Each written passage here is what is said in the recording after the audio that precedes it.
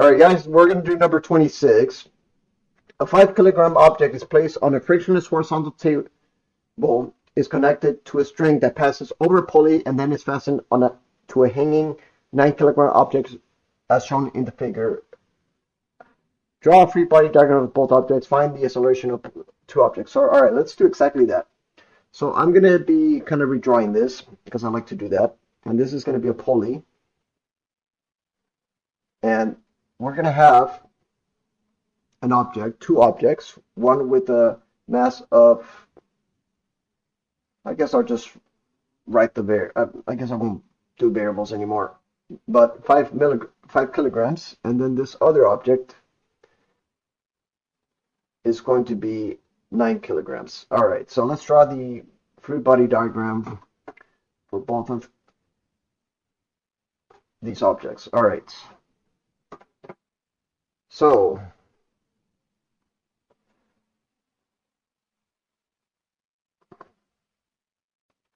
all right. So for the 5 kilogram object, here you're going to have a tension.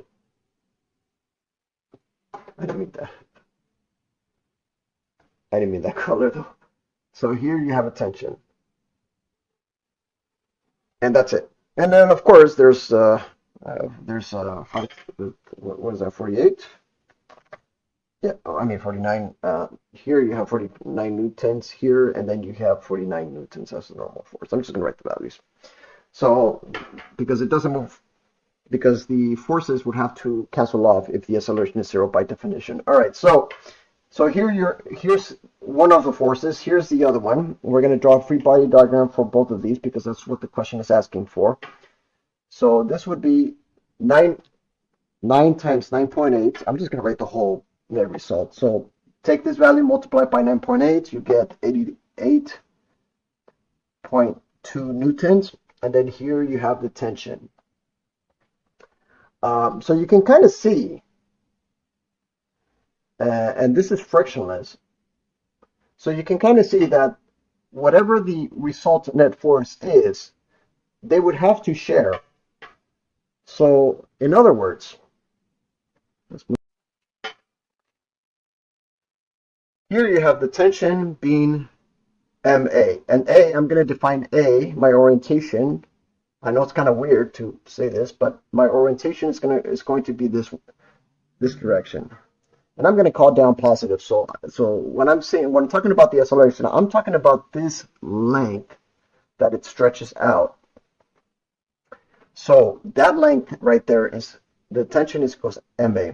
Now for the other force diagram, you have T minus 88.2 newtons equals MA. Oh, and this is what. So there it is, folks. So once we have that, we're just going to do this. We're going to put 88.2 newtons minus the tension, but I'm going to substitute that as 5 kilograms times the acceleration equals 9 kilograms times the acceleration. Normally I don't do it this way, but that's okay.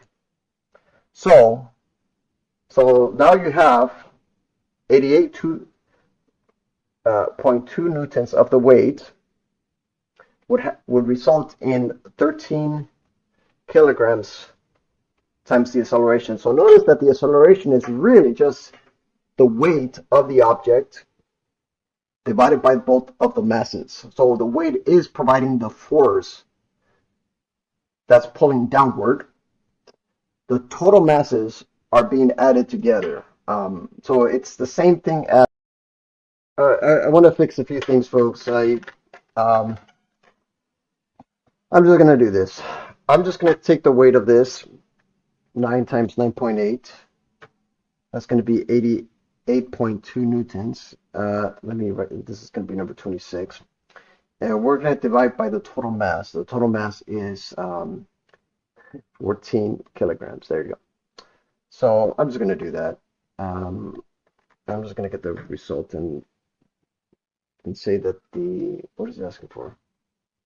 Oh, the acceleration. Okay. So the acceleration equals 6.3 newtons.